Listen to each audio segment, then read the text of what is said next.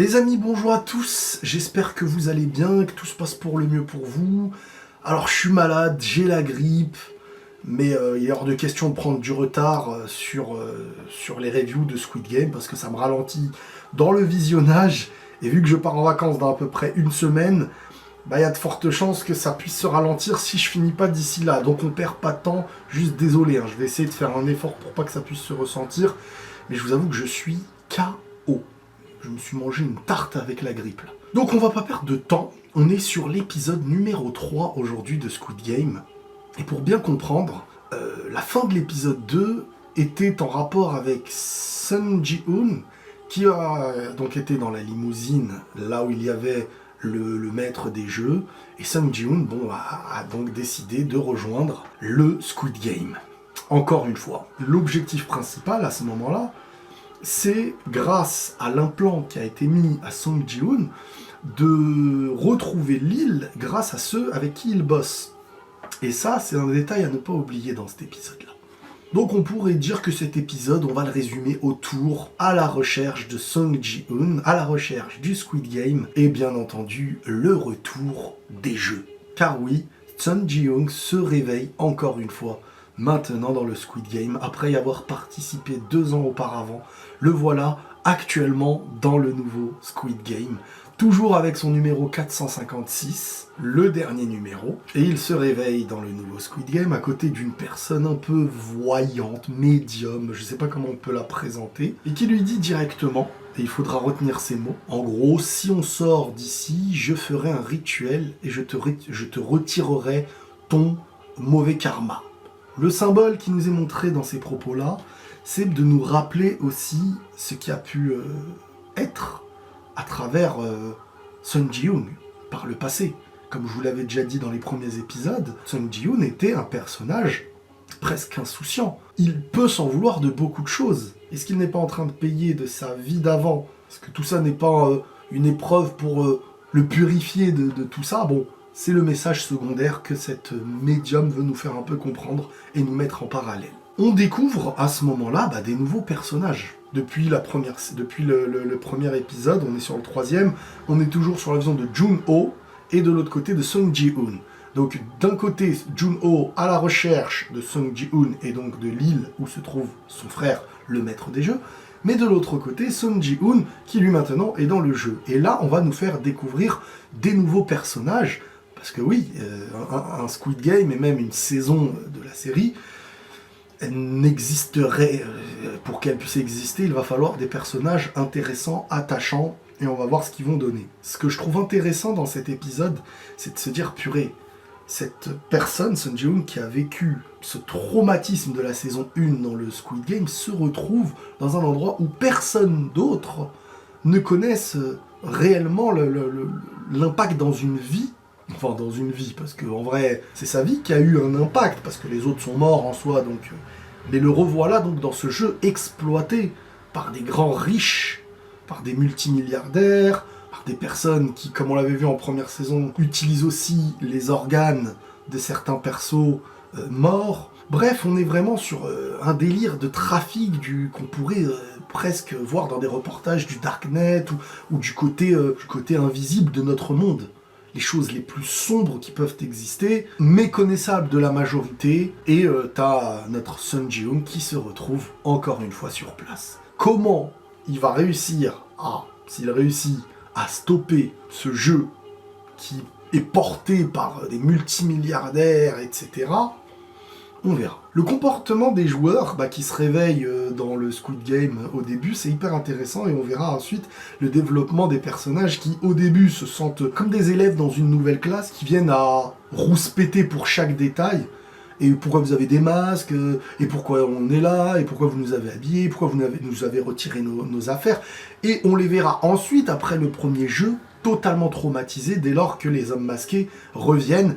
On les voit se cacher, on les voit Donc le développement et le traumatisme qu'il y a vis-à-vis d'eux, c'est aussi un développement intéressant à prendre en compte sur ces personnages. On a un historique qui vient à évoquer les personnes qui sont présentes et qui sont totalement endettées. J'ai bien aimé la phrase « Allez-vous continuer à vivre endetté ou allez-vous saisir l'opportunité que nous vous offrons ?» Encore une fois, je vois un grand parallèle entre le fait de te donner une chance, mais faire de ceux qui sont dans la plus grande difficulté, au plus bas des étages, un bon moyen de servir ceux qui sont tout en haut et de les amuser. Malheureusement, toi, parmi tous ceux qui sont là, il y en a peut-être un qui gagnera, mais tous les autres vont bosser pour nous et nous amuser. À l'image un peu de notre société. On te donne une opportunité, on fait en sorte même que tu vas la choisir, cette opportunité, parce que tu es devenu un être dépendant par tes complications dans ta vie, tes endettements, et au final, tu n'es qu'un esclave. À chaque billet tendu, tu es obligé de suivre, et on peut t'acheter de la meilleure manière, même ne serait-ce que quand on voit la tirelire du cochon descendre, et les billets qui tombent, quelle personne endettée, qui même en risquant sa vie, pourrait arrêter de jouer pour revenir dans une vie remplie de difficultés. Alors, parmi les nouveaux persos, on a une maman avec son fils.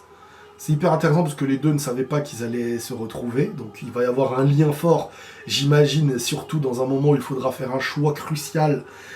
Alors j'imagine même pas... Non mais alors là, j'espère que ça va pas avoir lieu. Parce que si on se retrouve dans un jeu comme le jeu des billes, là, entre une mère et son fils, ce serait trop cruel. Franchement, ce serait trop cruel. Purée. J'imagine même pas. On a une médium qui, je pense, à un moment donné... Alors, on va la prendre pour une folle pendant longtemps, et à un moment donné, elle va dire, ou elle va anticiper, ou elle va savoir, ou elle va faire une chose qui pourrait changer la suite, peut-être. On a un personnage trans. Bon, pour moi, ça, c'est un petit peu à l'image de Netflix, hein, toujours volonté de tout plein de différences. Non pas parce que c'est un sens avec l'histoire, et là, moi, ça me gênerait pas, mais simplement maître pour maître, sinon il y a des lobbies, etc. Après, on verra, peut-être qu'il y aura un véritable apport, et je dirais autre chose. On a un youtubeur crypto qui a participé à l'endettement final de lui, déjà, mais aussi de plein de personnes qui l'ont suivi dans le jeu. On a le rappeur Thanos, ou je sais plus comment il s'appelle, avec le vernis, les cheveux violets et tout, qui dégage beaucoup de charisme. Je pense qu'il va être important et qu'il ira loin. Et ça, c'est un personnage à suivre. Et il y a aussi une connaissance de Sung Ji-Young. Et là, Sung Ji-Young qui le voit en lui disant « Oh là là, limite, mais qu'est-ce qu'il fait là ? Reste avec moi maintenant, ne bouge même plus. » À ce moment-là, les gens n'ont pas spécialement compris là où ils ont mis les pieds.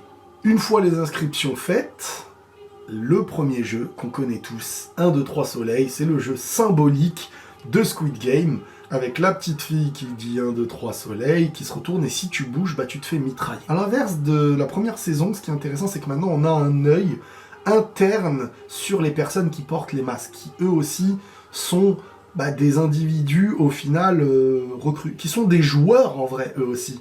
C'est des joueurs derrière les masques qui doivent suivre, et est-ce qu'ils vont toujours suivre ou pas? J'ai bien aimé la fille donc qui joue la jeune fille, qui était celle qui a perdu sa fille, enfin qui la recherchait, qui cette fois, derrière le masque, à un moment donné, vise quelqu'un. Alors je sais pas si c'est moi qui a compris ou pas compris, mais si je me trompe pas, dans le jeu 1, 2, 3 soleil, à un moment donné, elle vise quelqu'un, elle l'a pas tiré dessus. C'était le papa de la petite qui était atteinte de leucémie. Est-ce que c'est l'artiste qui dessinait dans le parc d'attractions là où elle bossait? Est-ce que c'était lui ou pas? En vrai, ça se trouve, c'était pas lui. Vous me direz. Et donc là, en fait, Sung Ji-Young qui se met en avant et qui est en train de dire à tout le monde « Attention, ne bougez pas. Si vous bougez, même il lâche des « Ah, stop !» et tout, avec la position et tout. Il a pris en charisme. Alors oui, le visage est complètement... il a pris de l'âge, de la souffrance. On sent le mec qui a été impacté par les années et par ce qu'il a vécu. Mais en même temps, il a pris tellement en charisme notre bon vieux Sung Ji-Young, je trouve, dans cette partie-là. Même dans le moment où il s'organise, il risque aussi sa vie, hein, parce que le mec parle, il cache sa bouche, mais il suffit que tu la caches à moitié ou je sais pas quoi. Bim! Et voilà, tout ton plan tombe à l'eau, mon gars. Bref, il est malgré tout dans le fait d'essayer de gagner du temps, oui et non, parce qu'il n'a pas le choix, mais de se dire, purée, vivement, que mes amis retrouvent l'île grâce à l'implant. Et à un moment donné, on le voit, il touche comme ça le truc, il retire l'implant, et au final, les gars, il n'y avait plus la puce. Et oui, ceux qui l'ont ramené dans l'île, sachant même qu'il avait déjà joué au jeu, à un moment donné, ils l'ont fouillé. Ils ont dû le passer au détecteur, Au final, ils ont retiré la puce qu'il avait dans son implant, ils l'ont donné à un pêcheur, et au final, ça a induit en erreur ses amis, dont Jun-Ho, qui le recherchait, et au final, comment ils vont le retrouver. Ça, bah j'en sais rien, si en 2 ans ils n'ont pas trouvé l'île, je me demande comment ils vont trouver l'île cette fois-ci. Et lui, de son côté, à moins qu'ils arrivent, parce que ça aussi c'est quelque chose qu'on n'avait pas l'année dernière, c'est que si je me trompe pas, maintenant, après chaque jeu, il peut y avoir un vote, qui fait que si la majorité décide de partir, et ben au final, l'argent sera quand même gagné. Là où, si je me trompe pas, l'année dernière, enfin le Squid Game 1, malheureusement, mais quand tu stoppais, tu partais, mais il n'y avait pas d'argent qui était donné. Vous me direz ça aussi si je me trompe. Donc, le jeu a eu lieu, il y a eu beaucoup de morts, encore une fois malgré tout. Ils sont traumatisés, mais il y a toujours cette question de traumatiser, pouvoir fuir où? Et quel est l'espoir de notre vie et la direction avec toutes les dettes qu'on a, alors qu'on nous propose quelque chose qui peut changer notre vie, même si le pourcentage est très très bas, il y a possibilité et on est sur l'appât du gain. Et là, j'ai même envie de dire, le vice, il était tellement... En fait, l'appât du gain est toujours présent chez l'humain, surtout quand qu'il est dépendant vis-à-vis de l'argent et de ses dettes, que même en lui disant hey, à chaque partie tu peux économiser et t'en aller, il se dira oui mais je peux gagner plus, et au final, tant que je peux gagner, tant qu'on me met l'argent devant les yeux, bah, je peux sacrifier même ce qu'il y a de plus cher, ma vie, pour essayer de m'en sortir, et vu que c'est possible, peut-être que ça le sera pour moi. Mais c'est compliqué. Il y aura un dernier vote après ce jeu, et là on aurait pu se dire, comme en saison 1, bah, qu'ils vont voter contre et partir, sauf que c'était à égalité, et il y avait un dernier votant, le numéro 001, qui devait voter pour faire pencher la balance entre rester ou partir. Et il a décidé de faire en sorte que tout le monde reste.